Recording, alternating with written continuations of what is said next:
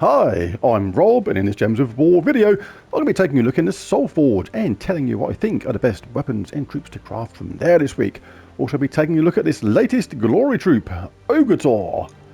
Anyway, I was sitting in traffic the other day. It's probably why I got run over. Okie dokie. Right, Gaard, let's take a look at this Divinian Fields Ultra Rare. Destroys a random row, so random mana, can't pick anything there. Then deals magic +3 damage to an enemy and inflicts 1 to 3 random status effects. The traits deal double skull damage versus stunned enemies, gain 1 life on 4 or 5 gem matches, and reduce damage from skulls by 25%. So the traits are nothing great. You have to be lucky to get this stunned enemy with that random status effect. Destroys a random row, so random mana. And you may get just 1 status effect, which could be something like poison or something, which is maybe not going to help your team. So too much randomness about that. Yeah, can't see many people benefiting from using something like that. But yeah, a little bit mediocre. 4 out of 10, but pick it up anyway. You're still going to want to get these to Mythic if you can. It's just going to affect your kingdom's progression in the long run. Right, let's pop into the Soulforge then and see what's going on there this week. Start with the weapons. Verdant Reaver is the weapon. Bear this in mind. This is also in the Journey event at tier 3. You can pick it up from there, so no need to actually craft this using your hard-earned diamonds. You can get it for tier 3 in the shop in the Journey event. Deals magic-based damage to an enemy boosted by green allies and centaur allies. Uses green itself, so use a team of green centaurs and you'll do the maximum amount of damage. Could be okay. Give it a look later on, but nothing too fantastic, I don't think. Next up is Doomed Chronicle.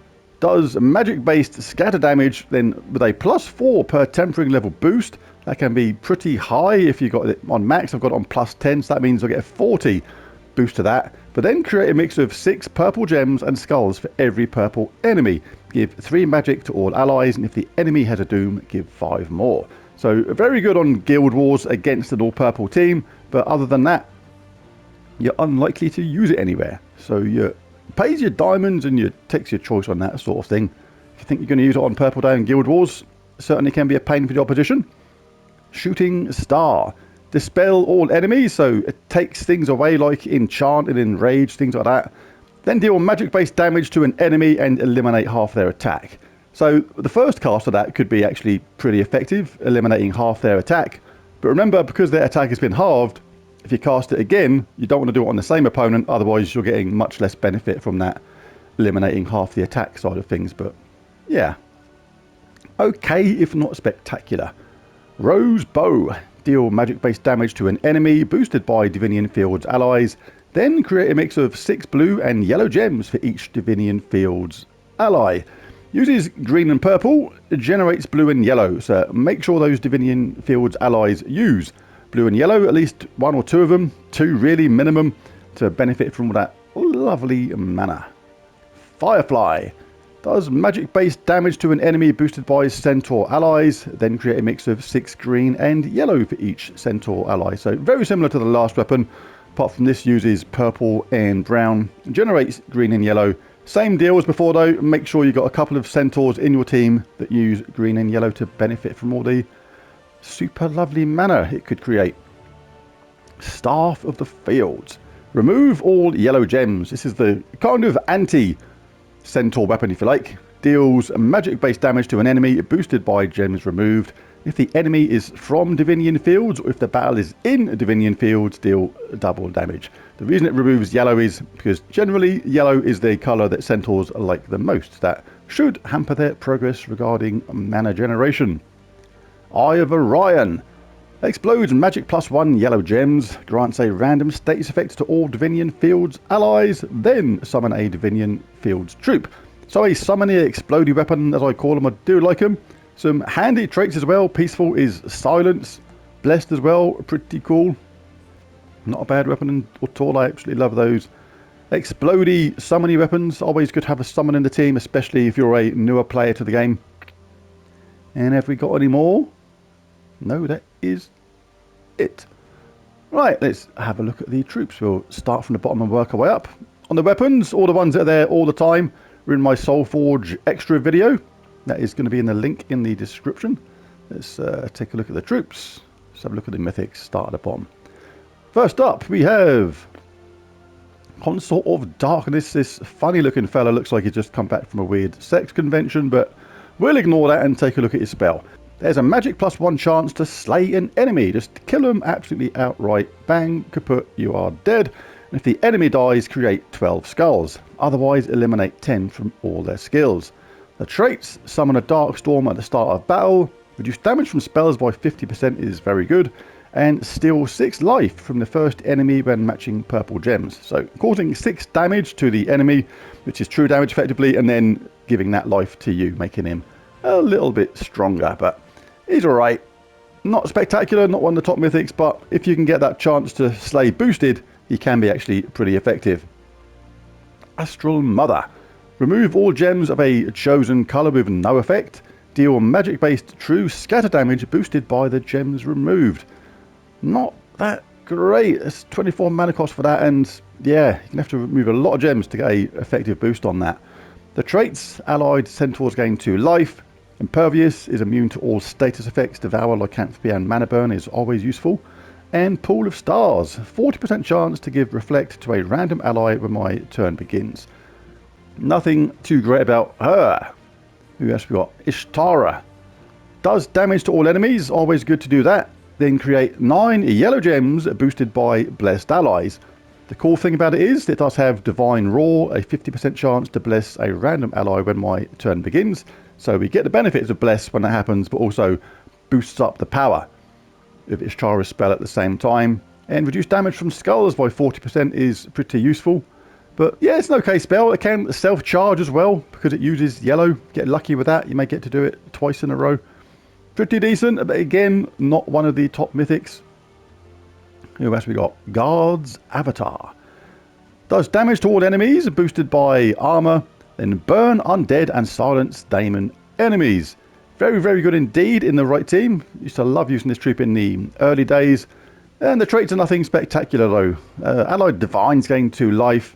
Recover 1 armor at the start of each turn is very slow going these days. And gain 4 armor when an ally casts a spell. Now let's have a quick look at the legendaries. We have Keeper of Souls. Very good troop this. Transform all gems of a chosen colour to skulls.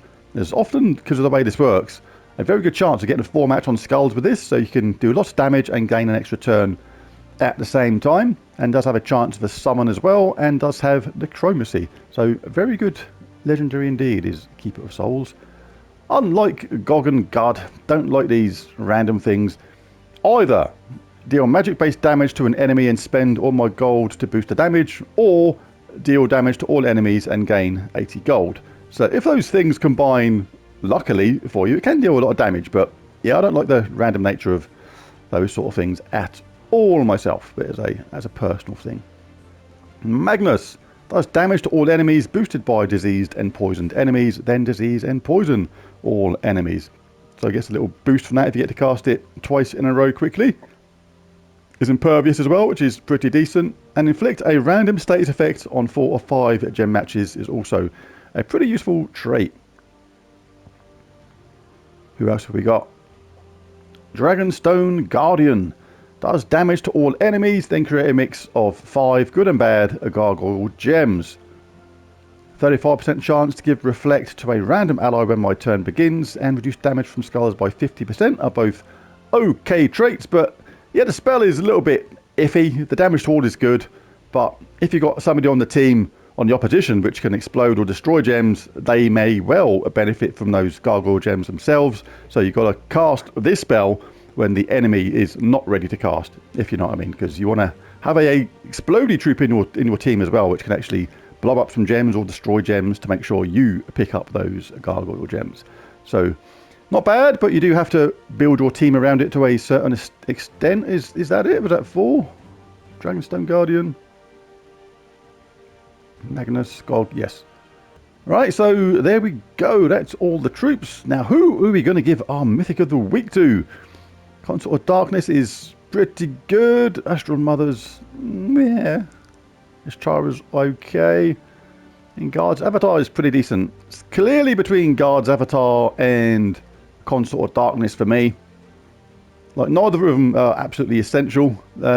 Consort of Darkness, if you can get that boost up, if you can get that magic boosted, then it can be very good indeed. You can get it almost to guaranteed kill zone, which can be very nifty indeed. But overall, for overall usability, I'm going to have to give it to Gaard's avatar. Still fairly decent. Not as good as it used to be, but still very, very good indeed. There's other mythics that have come along after this dude was released, which are significantly better. But yeah, it's pretty good. Does damage to all enemies, boosted by his armor. So get that armor boosted up, you can get a nice boost to that damage. Burn undead, silence demons. Not too bad at all, even though the traits are a bit rubbish. Gaard's avatar gets my mythic of the week.